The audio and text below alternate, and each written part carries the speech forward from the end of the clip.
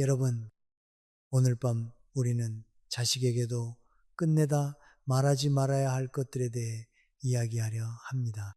나이가 들수록 사람은 이상하게도 말이 많아지고 싶어집니다.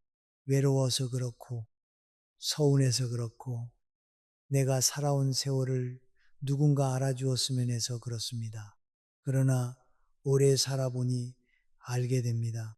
가까운 사람이라고 해서 내 마음의 방을 전부 열어 보여주면 그 안을 따뜻하게 덮어주는 사람이 있는가 하면 언젠가 그 방의 구조를 기억해 두었다가 나를 가볍게 대하는 사람도 있다는 것을요. 자식이라고 다르지 않습니다. 이대로 지나가면 당신은 그 관계 안에서 끝까지 버티지 못할지도 모릅니다. 그러니 편안해지기 전에 잠시 시간을 내어 이 영상에 좋아요를 눌러주시고 구독해 주세요. 다만 제가 여기서 하는 이야기가 정말 마음에 드실 때만요. 그리고 괜찮으시다면 지금 계신 곳의 위치와 현지 시간을 댓글로 남겨주세요. 같은 밤을 지나고 있다는 사실만으로도 누군가에게는 작은 위로가 됩니다. 이제 불을 끄고 부드러운 소음이 필요하다면 선풍기를 켜도 좋습니다.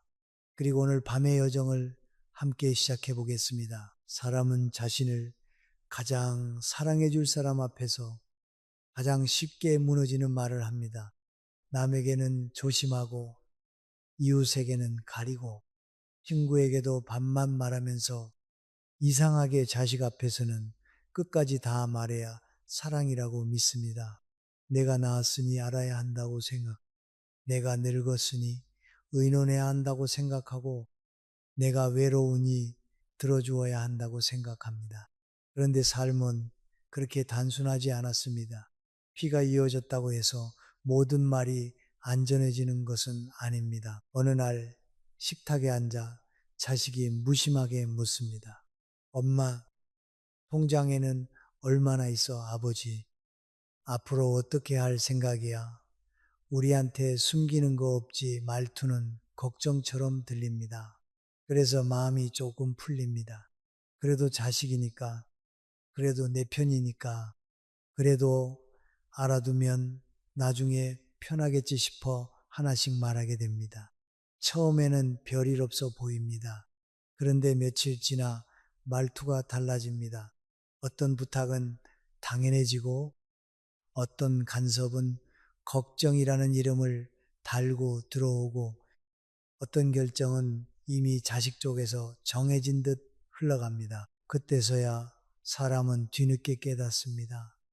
내가 정보를 준 것이 아니라 나를 다루는 방법을 알려준 것일 수도 있었다는 것을요. 이것은 자식을 의심하라는 말이 아닙니다. 세상에서 가장 무서운 관계는 나쁜 사람이 있는 관계가 아니라 서로 너무 안다고 믿어서 조심을 잃어버린 관계입니다. 부모와 자식 사이도 그렇습니다.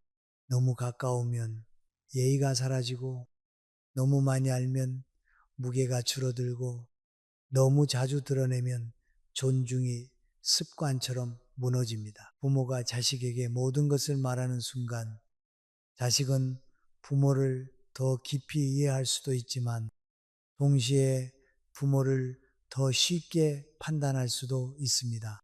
돈이 얼마 있는지 알면 마음속으로 계산이 생기고 부모가 무엇을 두려워하는지 알면 말끝에 힘이 실리고 부모가 얼마나 외로운지 알면 때로는 그 외로움이 협상의 약점이 됩니다. 사람 마음은 나쁘지 않아도 그렇게 움직입니다. 안다고 해서 반드시 더 따뜻해지는 것이 아니라 알기 때문에 더 함부로 굴 수 있는 것이 인간관계의 오래된 진실입니다. 밤에 혼자 돌아와 불을 끄고 누웠을 때 낮에 했던 말이 갑자기 떠오르는 순간이 있습니다. 괜히 말했나? 내가 너무 다 보여줬나? 이제 저 아이가 나를 어떻게 생각할까? 그 후에는 크게 울지 않습니다. 다만 가슴 한쪽을 서늘하게 합니다. 말 한마디로 당장 집이 무너지는 것은 아니지만 존중은 그런 식으로 조금씩 금이 갑니다. 처음에는 질문이 많아지고 그 다음에는 조언이 많아지고 어느 순간부터는 부모의 생각보다 자식의 판단이 앞에 놓입니다. 오래전에는 부모가 자식에게 숨기는 것이 있으면 차갑고 서운한 일이라고만 생각했습니다. 하지만 나이가 들수록 생각이 바뀝니다. 숨긴다는 말이 언제나 불신을 뜻하는 것은 아닙니다. 어떤 침묵은 관계를 지키는 덮개이고 어떤 비밀은 품위를 지키는 울타리입니다. 모든 것을 말하지 않는 부모가 냉정한 부모가 아니라 끝까지 자기 자리를 잃지 않으려는 부모일 수 있습니다. 자식에게 사랑을 주는 것과 자식에게 내 모든 속을 내주는 것은 다릅니다. 사랑은 따뜻해야 하지만 삶의 중심까지 넘겨주는 일은 신중해야 합니다. 부모가 너무 많이 설명하면 자식은 부모를 이해하기보다 평가하기 시작합니다. 부모가 너무 많이 기대면 자식은 부모를 걱정하기보다 부담으로 느끼기 시작합니다. 부모가 너무 많이 털어놓으면 자식은 부모의 마음을 귀하게 듣기보다 익숙하게 여깁니다. 익숙해진 것은 쉽게 소중함을 잃습니다. 그래서 후반부 인생에는 다른 지혜가 필요합니다. 젊을 때의 지혜가 열심히 말하고 설득하고 증명하는 것이었다면 나이 든 뒤 지혜는 덜 말하고도 무너지지 않는 것입니다. 내가 가진 것을 전부 알리지 않아도 되고 내가 아픈 것을 전부 보여주지 않아도 되고 내가 마지막에 무엇을 어떻게 준비했는지 모두 꺼내놓지 않아도 됩니다. 필요한 말은 하되 나를 가볍게 만들 말은 멈출 줄 알아야 말하지 않는다고 사랑이 줄어드는 것이 아닙니다. 오히려 말하지 않기 때문에 관계가 오래 유지되는 경우가 많습니다. 부모가 자기 안에 조용한 방 하나를 남겨둘 때 자식도 그 문 앞에서 함부로 들어오지 못합니다. 그 거리가 서운함처럼 느껴질 수 있지만 그 거리가 있어야 예의가 살아납니다. 사람 사이의 존중은 언제나 조금의 거리 위에 세워집니다. 그러니 오늘 밤 우리가 붙잡아야 할 첫 생각은 이것입니다.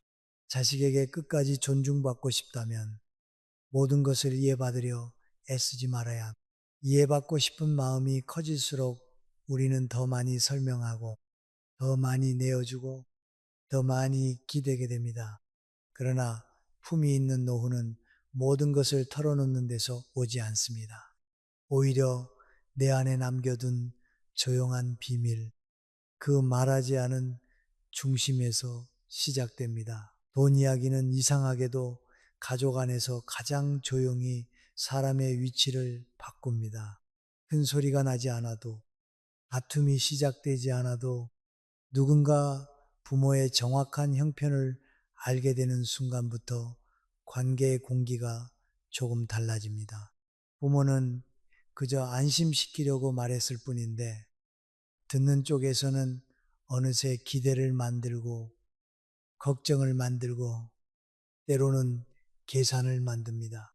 돈은 종이에 적힌 숫자 같지만 사람 마음속에 들어가면 태도가 됩니다. 자식이 어느 날 묻습니다. 엄마, 연금은 매달 얼마 나와? 아버지, 집은 나중에 어떻게 할 거야? 혹시 빚은 없어? 말만 들으면 걱정입니다. 부모도 그 걱정이 고맙습니다. 그래서 대충 말하려다가도 괜히 숨기는 사람처럼 보일까봐 자세히 말합니다. 통장에 얼마가 있고, 적금은 언제 끝나고, 병원비는 어느 정도 준비해 두었고, 누구에게 조금 빌려준 돈이 있다는 말까지 흘러나옴. 그 순간에는 속이 후련합니다. 이제는 아이들이 알아두었으니 든든하다고 생각합니다. 하지만 돈의 속사정을 너무 정확히 말하면 부모의 신비가 사라집니다. 여기서 말하는 신비란 거창한 것이 아닙니다. 자식이 부모를 함부로 판단하지 못하게 하는 최소한의 여백입니다. 부모에게 어느 정도 여유가 있는지 모를 때는 말 한마디도 조심합니다. 그런데 정확한 액수가 들어오면 사람 마음은 이상하게 움직입니다. 그 정도 있으면 괜찮겠네. 그 돈이면 조금 도와줘도 되겠네. 왜 이렇게 아끼지? 나중에 결국 우리에게 올 돈 아닌가? 이런 생각이 꼭 악해서 생기는 것은 아닙니다. 돈을 아는 순간 관계 안에 숫자가 들어오기 때문입니다. 명절에 자식이 웃으며 말합니다. 엄마는 돈도 있으면서 왜 그렇게 아껴? 처음에는 농담처럼 들립니다. 손주 학원비 이야기가 나오고 집 대출 이야기가 나오고 병원비 걱정은 아직 먼 일처럼 밀려납니다.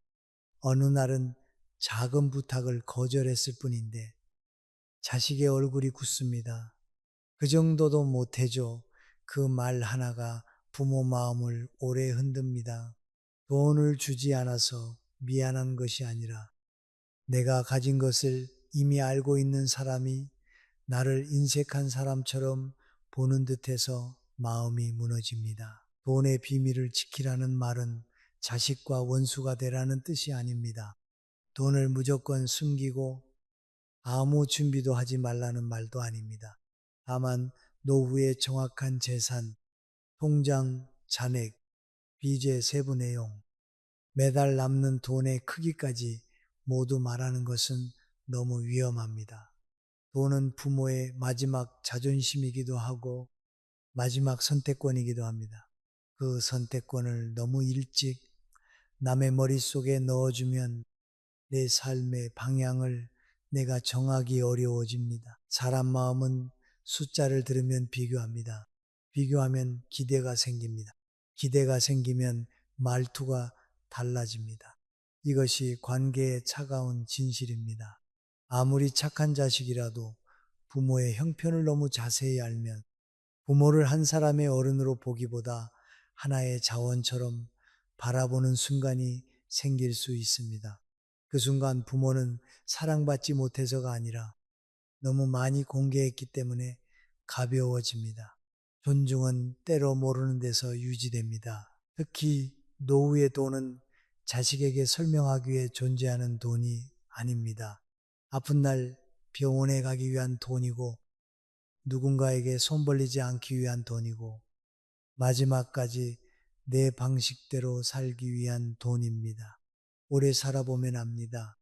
자식이 아무리 효자라도 내 지갑이 완전히 비어 있을 때의 말투와 내가 아직 선택권을 가지고 있을 때의 말투는 같지 않습니다. 이것은 서글픈 말이지만 피할 수 없는 현실입니다.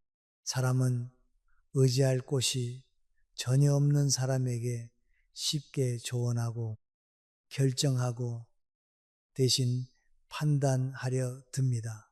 그러니 돈에 대해 물어올 때는 전부 다 버릴 필요도 없고 전부 열어줄 필요도 없습니다. 걱정하지 않아도 될 만큼 준비하고 있다. 필요한 것은 정리해 두었다. 큰 문제 생기지 않게 내가 관리하고 있다. 이런 정도면 충분합니다. 자식이 더 캐물어도 차분히 웃으며 말할 수 있어야 합니다. 너희에게 부담 주지 않으려고 내가 천천히 챙기고 있다.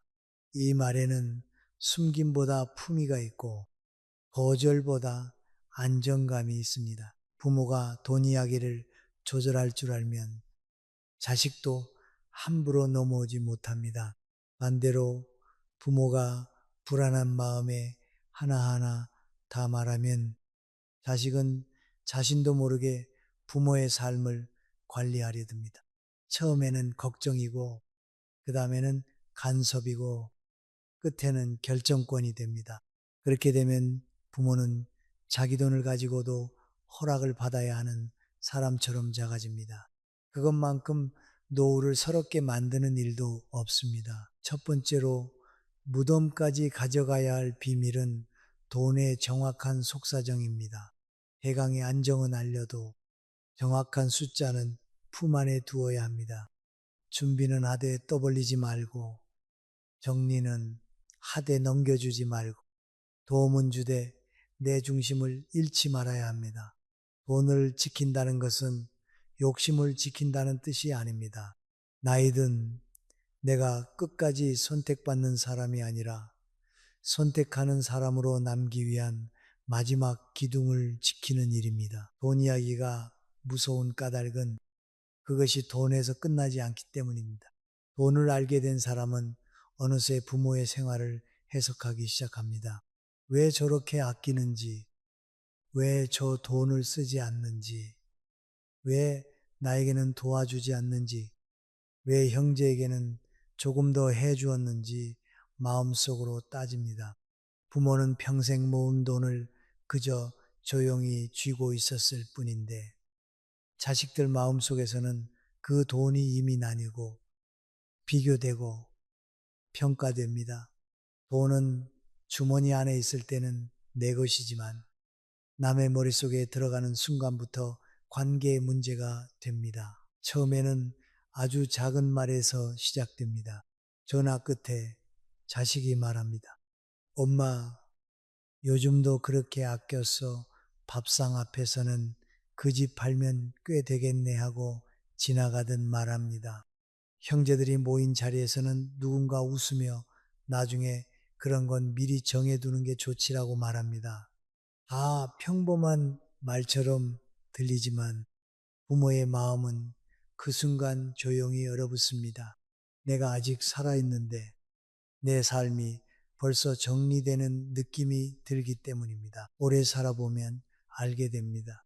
사람은 돈 앞에서 본성이 나빠진다기보다 돈 앞에서 자기 사정이 먼저 보입니다. 자식에게도 자기 집 대출이 있고 아이들 교육비가 있고 장사 걱정이 있고 노후 준비에 불안이 있습니다. 그러니 부모의 재산을 알게 되면 머리로는 아니라고 해도 마음 한쪽에서 기대가 생깁니다. 언젠가는 도움이 되겠지. 급하면 말해볼 수 있겠지. 부모니까 결국 내 편을 들어주겠지. 이 기대가 바로 관계를 서서히 바꾸는 시작입니다. 부모가 한번 크게 도와주면 고마움은 오래가지 않고 기준만 남는 경우가 많습니다. 처음에는 눈물까지 글썽이며 정말 고마워라고 말합니다. 그러나 시간이 지나면 그 도움은 특별한 은혜가 아니라 부모가 할 수 있었던 당연한 일처럼 기억됩니다. 다음에 거절하면 더 서운해합니다. 예전에는 해줬는데 왜 이번에는 안 되느냐고 묻습니다. 그때 부모는 돈을 잃은 것보다 더 아픈 것을 잃습니다. 바로 내 거절이 미안함이 아니라 죄책감으로 느껴지는 마음의 자유입니다. 돈이 알려진 집에서는 형제 사이에도 미세한 균열이 생깁니다. 누가 더 자주 찾아오는지, 누가 더 많이 받았는지, 누가 병원에 모시고 갔는지, 누가 부모에게 더 살갑게 말하는지까지 계산의 그림자가 드리워집니다. 부모는 그저 자식들이 사이좋게 지내길 바라지만 부모의 돈이 너무 선명하게 드러나면 자식들의 마음은 부모를 중심으로 모이는 것이 아니라 부모의 것을 중심으로 갈라지기 쉽습니다. 이때 부모가 가장 외로워집니다. 자식들이 곁에 있는데도 자신이 사람이 아니라 남겨질 목처럼 느껴지기 때문입니다. 심리적으로 보면 돈의 정보는 관계 안에서 권력을 만듭니다. 누가 얼마를 알고 있느냐에 따라 말의 높낮이가 달라지고 부탁의 강도가 달라지고 거절을 받아들이는 태도도 달라집니다. 부모가 돈을 많이 가진 것으로 보이면 자식은 기대를 품고 돈이 없는 것으로 보이면 자식은 부담을 느낍니다. 어느 쪽이든 너무 자세한 정보는 부모를 편안하게 두지 않습니다. 많으면 달라고 하고 적으면 간섭합니다. 그래서 노후의 돈은 정확히 드러낼수록 부모를 자유롭게 하는 것이 아니라 오히려 부모를 설명해야 하는 자리로 밀어넣습니다. 집에 돌아와 혼자 앉아 가계부를 보다가 낮에 자식이 한 마리 떠오르는 순간이 있습니다. 엄마는 그 정도 있잖아. 그 한마디가 오래 남습니다. 자식은 아무 뜻 없이 했다고 말할지 모릅니다. 그러나 부모에게는 그 말이 이렇게 들립니다. 나는 이제 엄마의 사정을 알고 있어. 그때부터 부모는 자기 돈을 쓰면서도 눈치를 봅니다.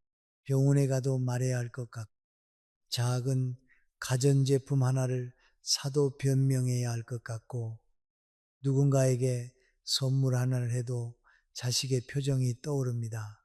돈이 있는데도 자유롭지 못한 노후가 이렇게 시작됩니다. 그러므로 돈의 문제는 차갑게 끊어야 하는 문제가 아니라 조용히 질서를 세워야 하는 문제입니다. 자식에게 필요한 최소한의 안심은 주되 부모의 마지막 선택권은 부모의 손에 남겨야 합니다. 중요한 서류는 정리해두고 위급할 때 연락할 방법은 알려주고 큰 방향은 말해도 됩니다. 하지만 지금 얼마가 있고 누구에게 얼마를 줄 생각이며 어느 통장에 무엇이 들어있는지까지 자세히 펼쳐 보일 필요는 없습니다. 그것은 투명함이 아니라 너무 이른 양도일 수 있습니다. 성숙한 부모는 돈을 움켜쥐고 자식을 시험하지 않습니다. 그러나 돈으로 사랑을 증명하려고도 하지 않습니다. 필요할 때는 도와주되 도와준 뒤에도 내 삶이 흔들리지 않을 만큼만 합니다. 거절해야 할 때는 길게 설명하지 않습니다. 이번에는 어렵다. 내 노후도 내가 지켜야 한다. 너를 미워해서가 아니라 내 삶의 균형을 지키려는 것이다. 이렇게 말할 수 있어야 합니다. 말은 부드러워도 중심은 흐트러지지 않아야 합니다. 돈 때문에 존중을 잃는 사람은 대개 돈이 없어서가 아니라 돈을 통해 자신을 너무 많이 설명했기 때문에 무너집니다. 자식에게 인정받고 싶어서 좋은 부모로 보이고 싶어서 서운한 말을 듣기 싫어서 너무 일찍 문을 열어버립니다. 그러나 부모의 품위는 자식의 만족으로 완성되지 않습니다. 내 삶의 책임을 내가 끝까지 쥐고 있을 때 비로소 자식도 부모를 한 사람의 어른으로 바라봅니다. 돈을 숨기는 것이 아니라 돈의 자리를 바로 세우는 것입니다. 돈이 사랑보다 앞서지 않게 하고 돈이 효도보다 크게 보이지 않게 하고 돈이 부모의 말보다 더 큰 힘을 갖지 않게 하는 것입니다. 자식에게 줄 수 있는 가장 좋은 유산은 모든 재산의 공개가 아니라 끝까지 흔들리지 않는 부모의 태도입니다. 그 태도를 본 자식은 뒤늦게라도 배웁니다. 부모도 자기 삶을 지킬 권리가 있는 사람이라는 것을요. 자식에게 가장 말하고 싶지만 가장 조심해야 하는 것이 있습니다. 바로 마음속 깊은 서운함입니다. 돈의 비밀이 삶의 선택권을 지키는 문제라면 서운함의 비밀은 관계의 마지막 온기를 지키는 문제입니다. 부모는 자식에게 받은 상처를 오래 품습니다. 말 한마디, 식은 표정 하나, 바쁘다는 짧은 대답 하나가 생각보다 오래 남습니다. 그런데 그 서운함을 있는 그대로 쏟아놓는 순간 자식은 부모의 마음을 이해하기보다 먼저 자신을 방어합니다. 너는 왜 그렇게 전화 한 통이 어렵니? 내가 너를 어떻게 키웠는데 이렇게 하니? 나는 너 때문에 얼마나 외로웠는지 모른다. 이런 말은 부모의 마음에서는 아픈 고백입니다. 그러나 듣는 자식의 귀에는 비난처럼 들어갑니다. 부모는 위로를 기대하며 말했는데 돌아오는 것은 침묵이거나 짜증이거나 더 차가운 거리입니다. 그때 부모는 두 번 상처받습니다. 한 번은 자식에게 서운해서 아프고 또 한 번은 그 서운함을 말했는데도 받아들여지지 않아서 아픕니다. 저녁에 전화를 걸었는데 자식이 지금 바빠. 나중에 할게 하고 끊습니다. 며칠 뒤 다시 통화가 되었을 때 부모는 참았던 말을 꺼내고 싶어집니다. 너는 엄마가 죽어야 후회할래? 말이 나오려는 순간 목이 뜨거워집니다. 하지만 그 말이 나가고 나면 자식은 미안해하기보다 부담스러워합니다. 다음부터 전화를 더 피할 수도 있습니다. 부모가 바란 것은 가까워지는 것이었는데 말의 무게가 관계를 더 멀리 밀어내는 것입니다. 사람은 자신이 죄책감을 느끼는 말을 들으면 꼭 착해지는 것이 아닙니다. 오히려 도망가고 싶어집니다. 이것이 인간 마음의 불편한 진실입니다. 자식도 마찬가지입니다. 부모가 나는 네가 서운하다고 말하면 자식은 마음을 열기 전에 먼저 내가 그렇게 잘못했나 나도 힘든데 왜 나만 탓하지 하고 스스로를 지킵니다.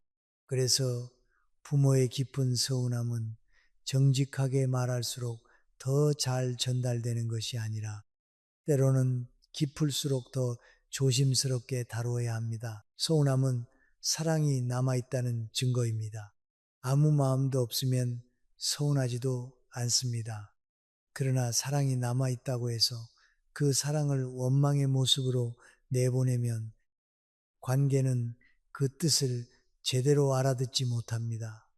부모의 말 속에는 나를 조금만 더 기억해다오라는 부탁이 들어있는데 자식은 너는 나쁜 자식이다 라는 판정으로 듣습니다. 이렇게 마음과 말 사이에 간격이 생기면 부모는 점점 더 외로워지고 자식은 점점 더 불편해집니다. 집에 혼자 돌아와 밥을 데우다가 문득 눈물이 날 때가 있습니다. 생일날 짧은 문자 하나만 왔던 일이 떠오르고 병원에 혼자 다녀온 날 아무도 묻지 않았던 것이 생각납니다. 그때 사람은 마음속으로 수십 번 말을 만듭니다. 내가 너에게 얼마나 헌신했는데 너도 늙어봐라. 부모 마음을 그렇게 모르니. 그러나 그런 말은 속에서는 뜨겁지만 밖으로 나오면 관계를 태우는 불이 됩니다. 상처를 설명하려다 오히려 내 품위까지 그을릴 수 있습니다. 그렇다고 아무 말도 하지 말고 참고만 살라는 뜻은 아닙니다. 참기만 한 부모는 어느 날 사소한 일에 크게 터집니다. 중요한 것은 서운함을 그대로 던지지 않는 것입니다. 깊은 감정을 조금 식혀서 상대가 받을 수 있는 말로 바꾸는 것입니다. 왜 그렇게 무심하니 대신 가끔 네 목소리를 들으면 내가 마음이 놓인다 라고 말할 수 있습니다. 너 때문에 외롭다. 대신 요즘은 혼자 있는 시간이 길어서 짧게라도 안부를 들으면 좋겠다라고 말할 수 있습니다. 같은 마음이라도 이렇게 말하면 비난이 아니라 초대가 됩니다. 나이가 들수록 말은 더 적어져야 하지만 마음은 더 거칠어지면 안 됩니다. 자식에게 받은 서운함을 무덤까지 가져가야 한다는 말은 그 상처를 썩히라는 뜻이 아닙니다. 자식에게 내 외로움의 전부를 책임지게 만들지 말라는 뜻입니다. 부모의 마음에도 자식이 들어올 수 있는 방이 있고 스스로 돌보아야 할 방이 있습니다.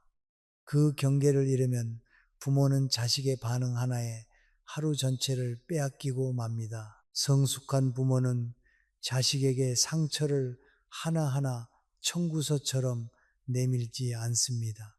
대신 자기 마음의 방향을 바꿉니다.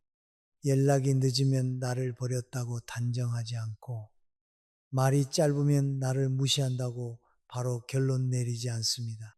물론 아프지만 그 아픔을 붙들고 자식 앞에서 무너지지 않습니다. 필요한 말은 짧게 하고 기대는 낮추고 내 하루를 다시 내 손으로 가져옵니다. 이것이 차가움이 아니라 품위입니다. 서운함을 다 말하면 속이 시원할 것 같지만 실제로는 더 허전해질 때가 많습니다. 자식이 내 마음을 온전히 알아주지 못하면 나는 또 설명하고 싶어지고 설명할수록 더 작아집니다. 그래서 두 번째로 끝까지 지켜야 할 비밀은 마음속 깊은 서운함입니다. 말하지 말아야 해서가 아니라 아무렇게나 말해서는 안 되기 때문입니다. 부모의 깊은 마음은 싼 감정처럼 던질 것이 아니라 오래 살아온 사람의 품격으로 다듬어 꺼내야 합니다. 서운함을 품위로 바꾸는 일은 마음을 속이는 일이 아닙니다. 오히려 내 마음을 가장 깊이 아는 사람이 할 수 있는 조용한 절제입니다. 젊을 때는 속상하면 바로 말해야 정직한 줄 알았습니다. 참고 있으면 손해보는 줄 알았고 내가 아픈 만큼 상대도 알아야 공평한 줄 알았습니다. 그러나 오래 살아보니 모든 아픔을 그대로 말하는 사람이 반드시 덜 아픈 것은 아니었습니다. 오히려 말할수록 더 상처받고 설명할수록 더 초라해지는 순간이 많았습니다. 자식 앞에서 특히 그렇습니다. 부모는 자식이 내 마음을 알아주면 눈물이 풀릴 것이라 생각합니다. 그런데 자식은 부모의 마음을 들을 준비가 되어 있지 않을 때가 많습니다. 자기 생활에 쫓기고 자기 걱정에 잠기고 자기 자식 키우느라 정신이 없습니다. 그래서 부모의 깊은 서운함이 들어가면 그것을 사랑의 호소로 듣지 못하고 부담의 무게로 듣습니다. 부모가 바란 것은 따뜻한 손길인데 돌아오는 것은 또 그 얘기야 라는 피곤한 표정일 수 있습니다. 그 표정 하나가 부모에게는 오래 남습니다. 말하다가 갑자기 입을 다물게 되고 전화를 끊고 나서 한참 동안 휴대폰 화면만 바라보게 됩니다. 괜히 말했나 싶고 내가 너무 매달리는 사람처럼 보였나 싶습니다. 밤에 물 한 잔을 마시러 나왔다가 부엌 불빛 아래에서 마음이 서늘해집니다. 자식에게 기대고 싶었던 마음이 오히려 나를 더 외롭게 만든 것입니다. 사람 마음은 억지로 열 수 없습니다. 아무리 가까운 자식이라도 내가 원하는 순간에 내가 원하는 깊이만큼 내 마음을 받아줄 수는 없습니다. 이것을 인정하는 데 시간이 오래 걸립니다. 부모는 그 사실을 인정하면 버림받는 것 같아 두렵습니다.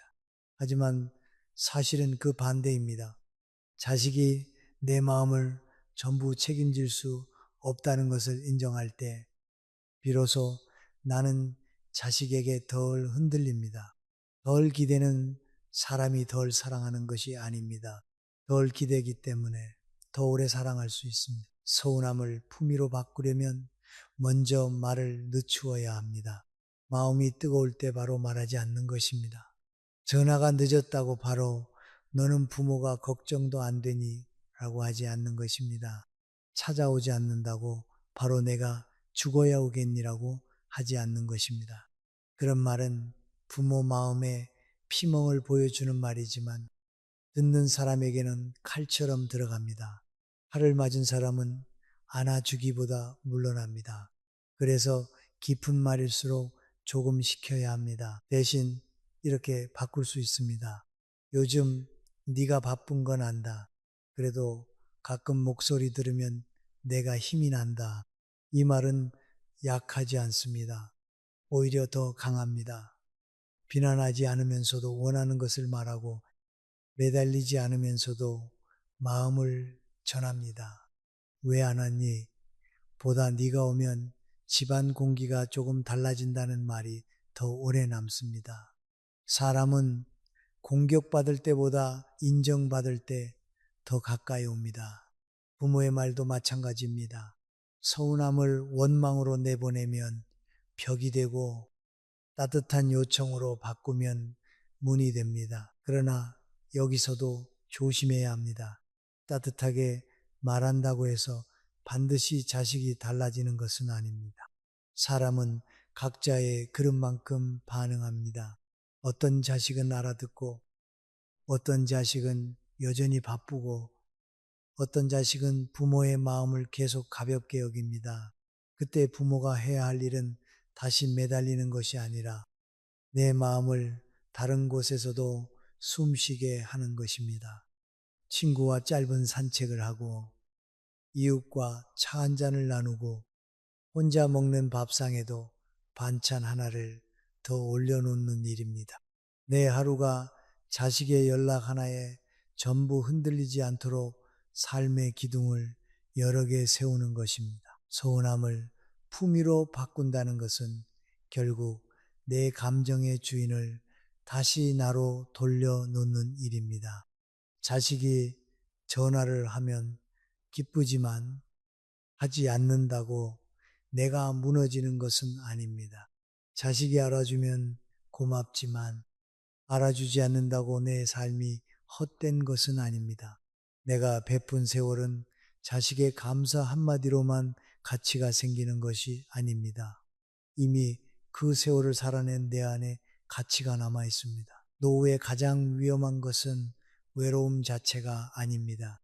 외로움을 견디지 못해 아무에게나 내 마음을 맡기는 것입니다. 특히 자식에게 내 서운함을 전부 맡기면 자식의 작은 반응 하나가 내 존엄을 흔들게 됩니다. 그래서 성숙한 사람은 말합니다. 나는 서운했지만 그 서운함으로 나를 망치지는 않겠다. 이 한 문장이 사람을 다시 세웁니다. 이제부터는 자식 앞에서 덜 울고 더 깊어져야 합니다. 덜 따지고 더 분명해져야 합니다. 덜 원망하고 더 단단해져야 합니다. 마음을 닫으라는 것이 아니라 마음의 문을 아무 때나 활짝 열어두지 말라는 뜻입니다. 깊은 서운함은 내 안에서 먼저 다독이고 필요한 말만 고르고 골라 꺼내야 합니다. 그렇게 할 때 부모의 말은 가벼운 하소연이 아니라 오래 살아온 사람의 조용한 무게가 됩니다. 마지막 선택에 대한 이야기는 누구에게나 어렵습니다. 병원에 얼마나 더 갈 것인지, 몸이 약해졌을 때 어디서 지낼 것인지, 혹시 혼자 살기 어려워지면 누구에게 무엇을 부탁할 것인지, 세상을 떠난 뒤에는 무엇을 어떻게 정리할 것인지, 이런 말들은 꺼내는 순간 공기가 무거워집니다. 그래서 많은 부모가 두 가지 중 하나를 택합니다. 아예 아무 준비도 하지 않거나 반대로 불안한 마음에 자식에게 전부 맡기듯 말해 버립니다. 그런데 둘 다 노후의 품위를 지키기에는 위험합니다. 나는 나중에 너희가 알아서 해라. 이 말은 겉으로는 자식을 믿는 말처럼 들립니다. 그러나 깊이 들여다보면 내 마지막 문제를 남의 어깨에 올려놓는 말이 될 수 있습니다. 자식은 그 말을 듣는 순간 부담을 느낍니다. 사랑해서 책임지고 싶다가도 막상 병원비와 간병과 요양시설과 장례 문제까지 한꺼번에 떠올리면 마음이 무거워집니다. 그 무거움이 오래 쌓이면 부모를 향한 따뜻함보다 부담감이 먼저 올라올 수 있습니다. 반대로 나는 절대 요양시설에는 안 간다. 무슨 일이 있어도 너희가 나를 돌봐야 한다. 내가 죽으면 이것도 이렇게 하고 저것도 저렇게 해라. 이렇게 모든 결정을 감정으로 밀어붙이는 것도 자식을 멀어지게 만듭니다. 부모는 두려워서 말하는 것이지만 자식은 명령처럼 듣습니다. 부모의 불안은 자식에게 전달될 때 자주 짐의 모양으로 바뀝니다. 이것이 가족 사이에서 가장 슬픈 오해입니다. 병원 복도에서 검사 결과를 기다리다가 문득 생각이 많아질 때가 있습니다. 집으로 돌아오는 택시 안에서 창밖을 보며 내가 더 약해지면 어떻게 하지 하는 생각이 스칩니다.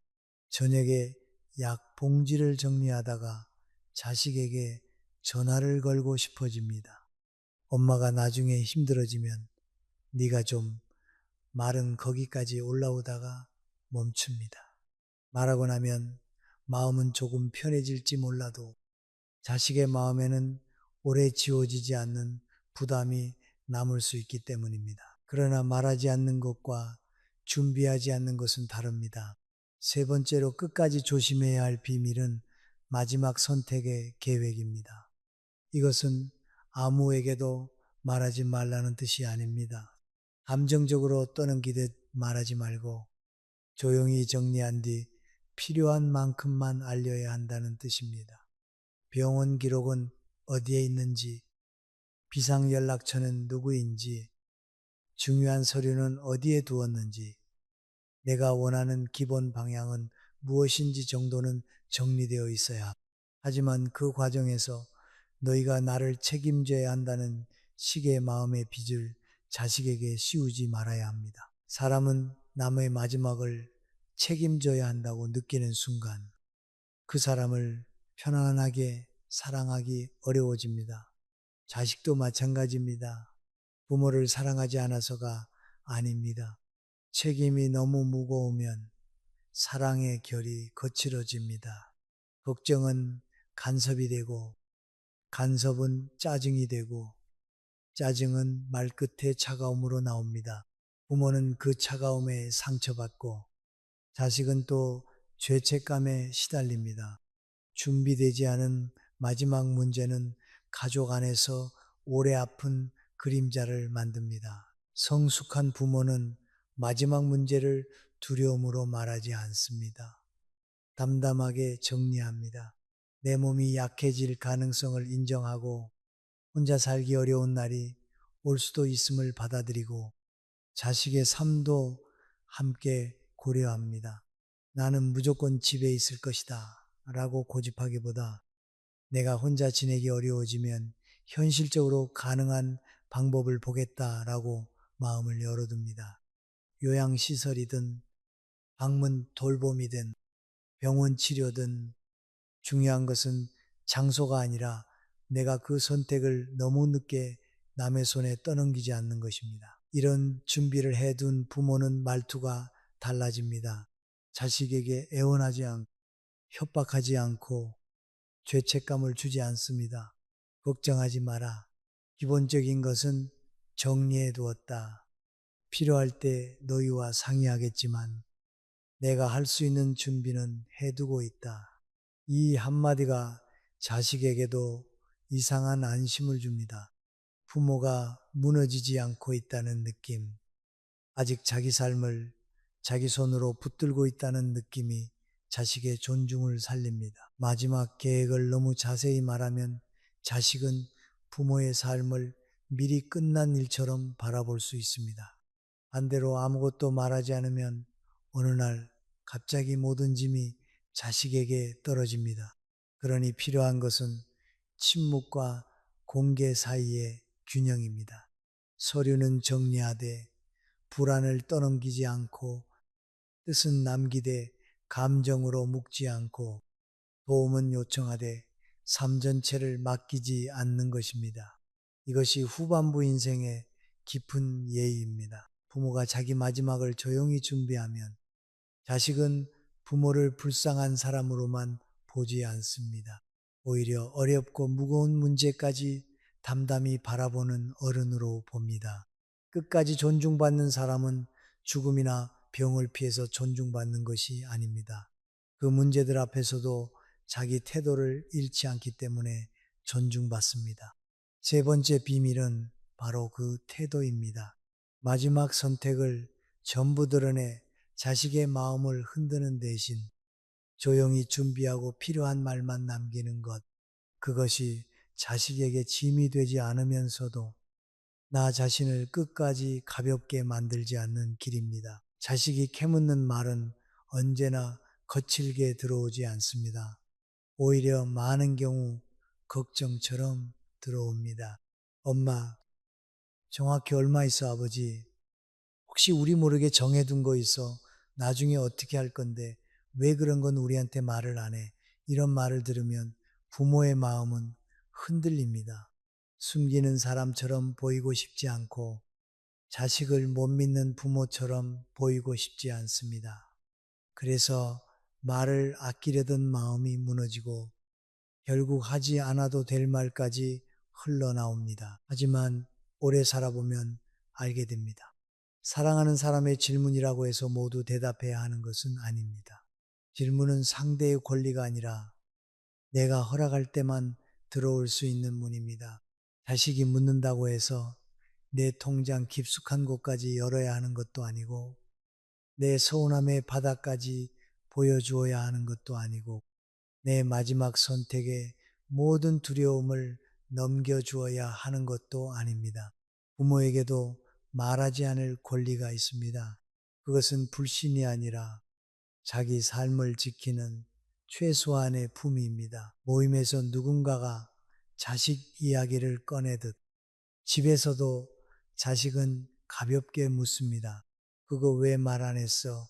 그 한마디에 부모는 괜히 죄인이 된 것 같습니다. 식탁 위에 놓인 국이 식어가는데도 마음은 점점 뜨거워집니다. 내가 뭘 잘못 숨겼나? 이 아이가 서운해하나? 그런 생각이 들면 부모는 설명을 시작합니다. 그러나 설명이 길어질수록 이상하게 부모의 자리는 작아집니다. 말이 많아지면 진심이 커지는 것이 아니라 방어하는 사람처럼 보일 때가 있습니다. 캐묻는 말에 흔들리지 않으려면 먼저 마음속에서 기준을 세워야 합니다. 내가 말해도 되는 것과 말하지 않아도 되는 것을 미리 정해두어야 합니다. 돈에 대해서는 생활에 큰 문제 없게 준비하고 있다 정도면 충분합니다. 서운함에 대해서는 가끔 네가 생각나고 목소리 들으면 좋다 정도면 충분합니다. 마지막 계획에 대해서는 필요한 것은 정리해 두었고 때가 되면 상의하겠다 정도면 충분합니다. 충분한 말을 충분한 선에서 멈추는 것이 나이 든 사람의 힘입니다. 자식이 더 물을 수도 있습니다. 그래도 정확히 알아야지. 우리가 가족인데 왜 말을 안 해? 나중에 문제 생기면 어떡하려고 그래? 그럴 때 화를 내면 관계는 바로 거칠어집니다. 반대로 겁을 먹고 다 말하면 내 경계가 무너집니다. 그러니 부드럽지만 단단한 말이 필요합니다. 네가 걱정하는 마음은 안다. 하지만 이 부분은 내가 조금 더 가지고 있으마. 필요한 때가 오면 말하겠다. 지금은 내가 감당할 수 있다. 이런 말은 문을 닫는 말이 아니라 문턱을 세우는 말입니다. 사람은 문턱이 없는 집에 함부로 들어옵니다. 관계도 그렇습니다. 부모가 늘 다 받아주고 다 설명하고 다 내어주면 자식은 어느 순간 그것을 당연하게 여깁니다. 처음에는 조심스럽게 묻던 것도 나중에는 요구가 됩니다. 처음에는 걱정하던 것도 나중에는 판단이 됩니다. 그래서 경계는 서운함을 만들기 위해 세우는 것이 아니라 함부로 당연해지는 것을 막기 위해 세우는 것입니다. 어떤 부모는 자식이 서운해 할까봐 겁이 납니다. 그래서 말합니다. 그래, 다 말해줄게. 그러나 자식의 서운함을 피하려다 내 평안을 잃으면 결국 더 큰 서운함이 돌아옵니다. 내가 너무 많이 말한 뒤에 자식의 태도가 달라지면 그때는 되돌리기 어렵습니다. 한번 알려준 숫자는 다시 모르게 알 수 없고 한번 쏟아낸 원망은 다시 주워 담기 어렵고 한번 넘겨준 결정권은 다시 가져오기가 쉽지 않습니다. 말은 입 밖으로 나가는 순간 내 손을 떠납니다. 그러니 캐묻는 말 앞에서 가장 먼저 지켜야 할 것은 침착함입니다. 대답을 늦추는 것도 방법입니다. 그건 내가 좀 더 생각해보고 말아마. 지금 당장 이야기할 문제는 아니다. 나도 정리하면서 천천히 보겠다. 이 짧은 말들이 부모를 지켜줍니다. 급하게 대답하지 않는 사람은 함부로 끌려가지 않습니다. 침착한 사람은 상대의 속도에 맞춰 무너지지 않습니다. 부모가 단단해진다는 것은 차가워진다는 뜻이 아닙니다. 자식에게 따뜻하게 밥을 차려줄 수 있고 안부를 물을 수 있고 필요할 때 도울 수 있습니다. 그러나 내 삶의 중심까지 쉽게 내어주지는 않습니다. 너를 사랑하지만 이 부분은 내가 지키겠다. 이 태도가 있어야 관계가 오래 갑니다. 사랑만 있고 경계가 없으면 언젠가 지치고, 경계만 있고 사랑이 없으면 관계가 얼어붙습니다. 후반부 인생의 지혜는 그 둘을 함께 들고 가는 것입니다. 자식이 아무리 캐물어도 무덤까지 가져가야 할 비밀이 있다는 말은 자식을 밀어내라는 말이 아닙니다. 부모가 자기 안의 중심을 잃지 말라는 말입니다. 캐묻는 말 앞에서 덜 설명하고 덜 흔들리고 덜 미안해해야 합니다. 대신 더 차분하게, 더 분명하게, 더 품위 있게 말해야 합니다. 걱정하지 마라. 내가 잘 챙기고 있다. 이 짧은 말 하나가 때로는 긴 설명보다 더 큰 존중을 남깁니다. 끝까지 존중받는 사람에게는 이상한 공통점이 있습니다. 모든 것을 감추는 사람도 아니고 모든 것을 드러내는 사람도 아닙니다. 말해야 할 때는 말하지만 말하지 않아도 될 때는 조용히 자기 안에 둡니다. 자기 마음을 닫아버린 사람이 아니라 자기 마음의 문을 아무에게나 맡기지 않는 사람입니다. 그런 사람은 외로워 보여도 쉽게 흔들리지 않고 부드러워 보여도 함부로 넘볼 수 없습니다. 나이가 들수록 사람에게 필요한 것은 많은 설명이 아니라 설명하지 않아도 무너지지 않는 중심입니다. 세 가지 비밀은 결국 하나로 이어집니다.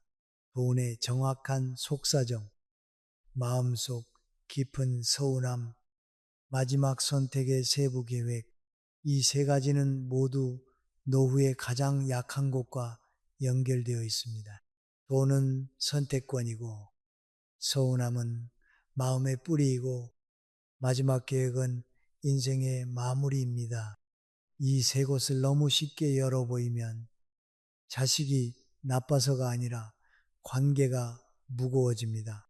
부모는 더 기대하게 되고 자식은 더 부담을 느끼며 어느 순간 사랑해야 할 자리에 계산과 죄책감과 간섭이 들어옵니다. 사람은 가까울수록 조심을 잃습니다.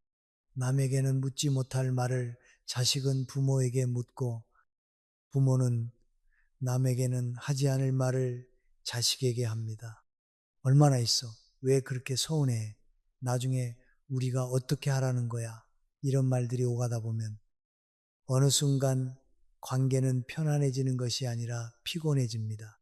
가족이라는 이름 아래 너무 많은 것이 허락되면 예의가 먼저 사라집니다.